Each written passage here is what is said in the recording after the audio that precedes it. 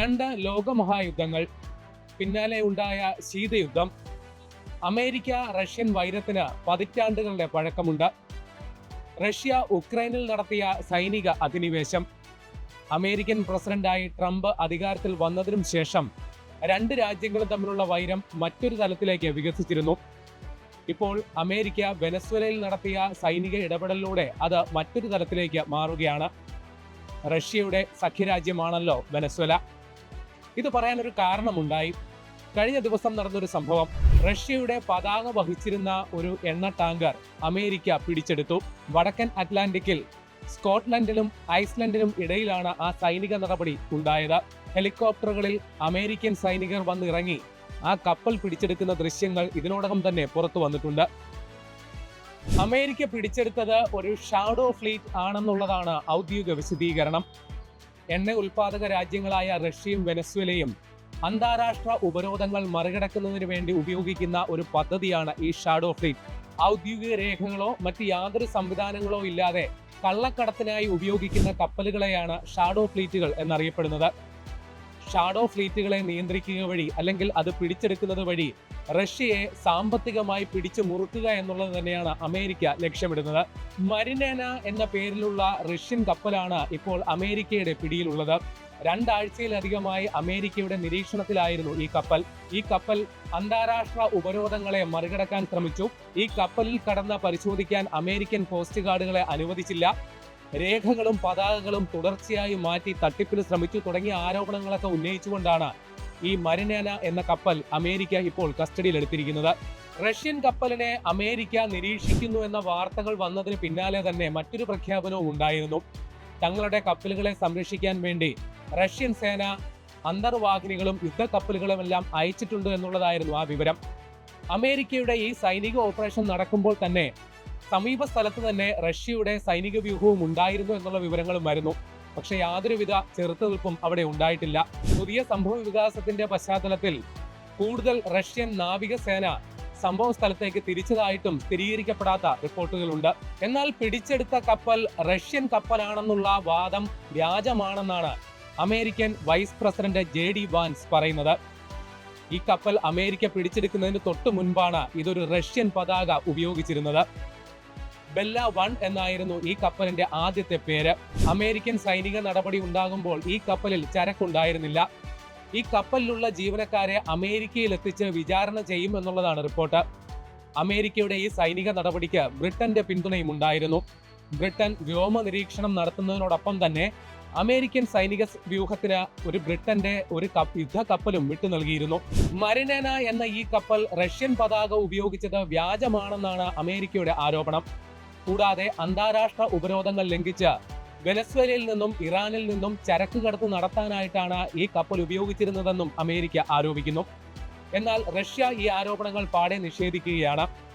ഈ കപ്പലിന് റഷ്യൻ പതാക ഉപയോഗിക്കുന്നതിന് താൽക്കാലിക അനുമതി നൽകിയിരുന്നു.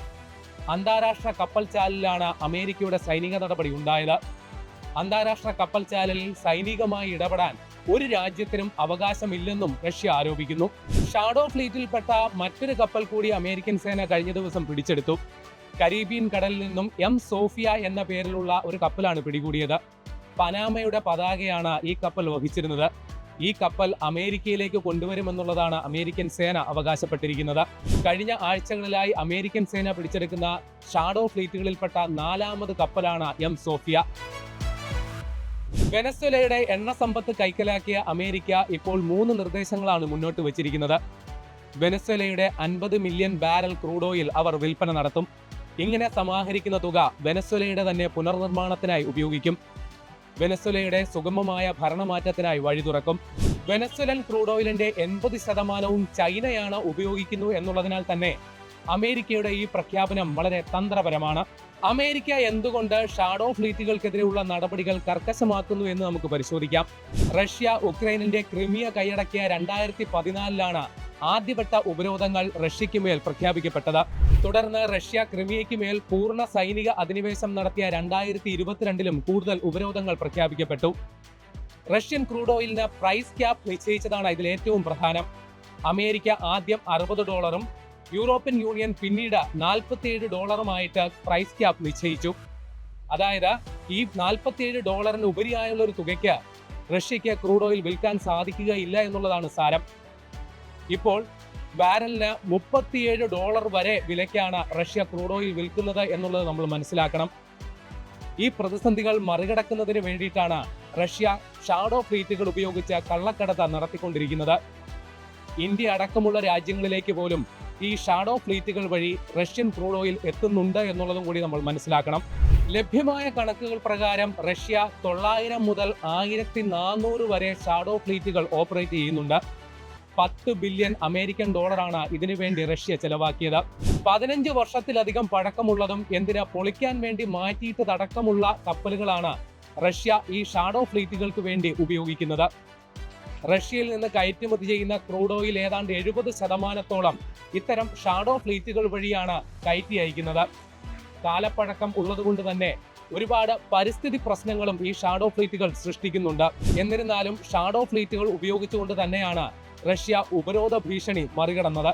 കപ്പലുകളുടെ ഉടമസ്ഥാവകാശവും പതാകയും കൂടെ മാറ്റിയും എന്തിന് ഒരു സമുദ്രതീരമോ കപ്പൽ കമ്പനിയോ പോലും ഇല്ലാത്ത രാജ്യങ്ങളുടെ പതാകകൾ പോലും പ്രദർശിപ്പിച്ചും ഉപഗ്രഹ നിരീക്ഷണം അസാധ്യമാക്കുന്നതിന് വേണ്ടിയിട്ട് ഓട്ടോമാറ്റിക് ഐഡന്റിഫിക്കേഷൻ സംവിധാനവും GPS സംവിധാനങ്ങളുമെല്ലാം പ്രവർത്തനരഹിതമാക്കിയും അന്താരാഷ്ട്ര കപ്പൽ ചാലിൽ ഒരു കപ്പലിൽ നിന്ന് മറ്റൊരു കപ്പലിലേക്ക് ചരക്ക് കൈമാറ്റം ചെയ്തുമെല്ലാമാണ് ഷാഡോ ഫ്ലീറ്റുകളുടെ പ്രവർത്തനം റഷ്യ സുഗമമാക്കിയത്. ഇൻഷുറൻസ് കമ്പനികൾ അന്താരാഷ്ട്ര ഉപരോധമുള്ളതുകൊണ്ട് തന്നെ ഇൻഷുറൻസ് കമ്പനികൾ ഇൻഷുറൻസ് നൽകാൻ വിസമ്മതിച്ചതോടുകൂടി സ്വന്തം നിലയിൽ ഇൻഷുറൻസ് കമ്പനികൾ സ്ഥാപിച്ചു പോലുമാണ് റഷ്യ ആ പ്രതിസന്ധികൾ മറികടന്നത്. നയതന്ത്രപരമായി ഒറ്റപ്പെടുത്തിയും സാമ്പത്തിക നടപടികളിലൂടെ ഞെരുക്കിയും ഉക്രൈനെതിരായുള്ള യുദ്ധത്തിൽ നിന്ന് റഷ്യയെ പിന്തിരിപ്പിക്കാൻ ഇതുവരെ അമേരിക്കയ്ക്ക് സാധിച്ചിട്ടില്ല. ഈ സാഹചര്യത്തിലാണ് ഇന്ത്യ അടക്കമുള്ള രാജ്യങ്ങൾക്ക് പിഴച്ചുങ്കം ചുമത്താൻ അമേരിക്ക നിർബന്ധിതമായത്. ഉക്രൈൻ യുദ്ധ പരിഹാരത്തിന് വേണ്ടി പുടിനുമായി ട്രംപ് ചർച്ചകൾ നടത്തിയെങ്കിലും പുടിൻ അദ്ദേഹത്തിന്റെ നിലപാടുകളിൽ കടുകുവിട വിട്ടുവീഴ്ച ചെയ്തില്ല എന്നുള്ളതാണ് വാസ്തവം. അതുകൊണ്ട് തന്നെയാണ് ഒത്തുതീർപ്പ് വ്യവസ്ഥയിൽ മുൻ നിലപാടുകൾക്ക് വിരുദ്ധമായി റഷ്യൻ അനുകൂല നിലപാടുകളിൽ അമേരിക്കൻ പ്രസിഡന്റ് എത്തിയത് എന്നുള്ളതുകൂടി നമ്മൾ മനസ്സിലാക്കണം. എന്നിട്ടും നിലപാടുകളിൽ വിട്ടുവീഴ്ച ചെയ്യാൻ പുടിൻ ഇതുവരെ തയ്യാറാകാത്ത സാഹചര്യത്തിലാണ് കടുത്ത നടപടികൾ എടുക്കാൻ അമേരിക്കൻ പ്രസിഡന്റ് ട്രംപ് തയ്യാറാകുന്നത്. സൈനികമായ ബലാബലത്തിനപ്പുറം വ്യാപാര വാണിജ്യ രംഗങ്ങളിൽ ദൂരവ്യാപകമായ പ്രത്യാഘാതങ്ങൾ ഉണ്ടാകുന്ന നടപടികൾ അമേരിക്ക സ്വീകരിക്കുമ്പോൾ ഇതിനെ പ്രതിരോധിക്കാൻ റഷ്യയും ചൈനയും എടുക്കുന്ന നിലപാടുകൾ എന്തായിരിക്കും? ആയുധങ്ങളും ആൾനാശവും ഇല്ലാതെ ആഗോളതലത്തിൽ നടക്കുന്ന ബലാബലത്തിന്റെ കൗതുക കാഴ്ചകൾക്കായി കാത്തിരിക്കാം.